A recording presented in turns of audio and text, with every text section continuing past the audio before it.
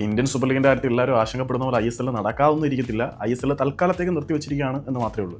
കാരണം ഒരുപാട് ആളുകൾക്ക് ഒരുപാട് സ്റ്റേക്സും ഇൻവെസ്റ്റ്മെൻറ്റും എല്ലാം ഈ ഒരു ലീഗിൽ വരുന്നുണ്ട്. മാത്രമല്ല ഈ ഒരു ലീഗ് നടക്കാതിരിക്കുന്നതുകൊണ്ട് ആർക്കും യാതൊരു വിധത്തിലുള്ള ബെനിഫിറ്റും ഉണ്ടാവുന്നില്ല എന്നുള്ളതാണ് സത്യം. പിന്നെ എന്തുകൊണ്ട് ഇപ്പോൾ ഇങ്ങനെ ഒരു നോട്ടീസ് പോയി എന്ന് ചോദിച്ചു കഴിഞ്ഞാൽ അതൊരു പ്രഷർ ടാക്ടിക്സ്, സമ്മർദ്ദബന്ധം എന്നതിനപ്പുറത്തേക്കൊന്നും അല്ല. കാരണം FSDLനെ സംബന്ധിച്ചിടത്തോളം അവർക്ക് നിലവിലുള്ള ആ ഒരു 10 വർഷത്തെ കോൺട്രാക്ട് എക്സ്റ്റെൻഡ് ചെയ്ത് കിട്ടിക്കഴിഞ്ഞാൽ വളരെ ഉപകാരമായിരുന്നു. ഡിസംബർ വരെ മാത്രമേ അവർക്ക് കോൺട്രാക്ട് അവശേഷിക്കുന്നുള്ളൂ. അപ്പം ഇന്ത്യൻ സൂപ്പർ ലീഗിൻ്റെ ഒരു സീസൺ തുടങ്ങിക്കഴിഞ്ഞാൽ ഡിസംബർ കഴിഞ്ഞിട്ടും ആ ഒരു ടൂർണമെൻറ്റ് നടത്തേണ്ടതാണല്ലോ. അപ്പം അവർക്ക് റൈറ്റ്സ് ഷെയർ ചെയ്യുന്ന കാര്യത്തിനകത്തൊക്കെ നല്ല ബുദ്ധിമുട്ട് വന്നിട്ടുണ്ട്. അപ്പം എങ്ങനെയെങ്കിലും സമ്മർദ്ദം ചെലുത്തി തങ്ങളുടെ കോൺട്രാക്ട് എക്സ്റ്റെൻഡ് ചെയ്ത് കിട്ടുക എന്നതാണ് FSDLൻ്റെ പരമമായിട്ടുള്ള ലക്ഷ്യം. അത് അരിയാഹാരം കഴിക്കുന്ന എല്ലാവർക്കും മനസ്സിലാവുന്ന കാര്യം തന്നെയാണ്. പക്ഷേ ഇനി ഇത് കുറച്ച് ലീഗൽ ഇഷ്യൂസും കാര്യങ്ങളൊക്കെ ആവാനുള്ള ചാൻസ് അവിടെ ഉണ്ട്.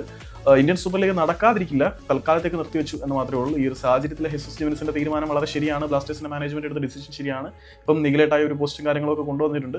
ഇപ്പം ഇനിയിപ്പോൾ എന്തൊക്കെ പറഞ്ഞെന്ന് പറഞ്ഞാലും ഇന്ത്യൻ സൂപ്പർ ലീഗ് നടക്കാതിരിക്കുന്നതുകൊണ്ട് ആർക്കും യാതൊരു വിധത്തിലുള്ള ബെനിഫിറ്റും ഉണ്ടാവത്തില്ല എന്ന് എല്ലാവർക്കും അറിയാം.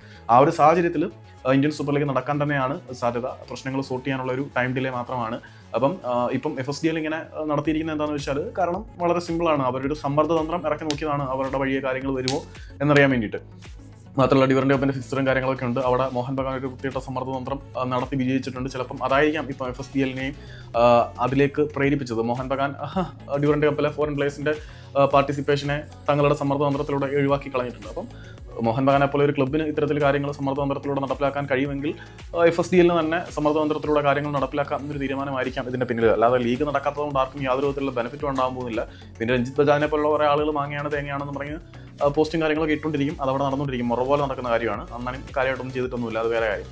പിന്നെ യങ് പ്ലേയേഴ്സിൻ്റെ ഡെവലപ്മെൻറ്റിന് വേണ്ടിയിട്ട് പുള്ളിയുടെ മിനറൽ പഞ്ചാബ് എടുത്ത എഫേർട്ടൊക്കെ ശ്ലാഘനീയം തന്നെയാണ്.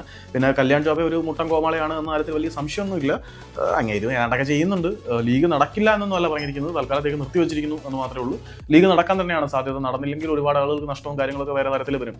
നോർത്ത് ഈസ്റ്റ് യുണൈറ്റഡ് അവരുടെ പ്രീ സീസൺ പരിപാടികൾ സ്റ്റാർട്ട് ചെയ്തിട്ടുണ്ട്. അങ്ങനെ ക്ലബ്ബുകൾ അണ്ടർ ദ ടേബിൾ പരിപാടികളും കാര്യങ്ങളൊക്കെ നടത്തിക്കൊണ്ടിരിക്കുകയാണ്. സോ ലീഗ് നടക്കും. ടൈം ഡിലേ വരാനുള്ള ചാൻസ് വളരെ കൂടുതലാണ്, അല്ലാതെ വേറെ ഒന്നുമില്ല.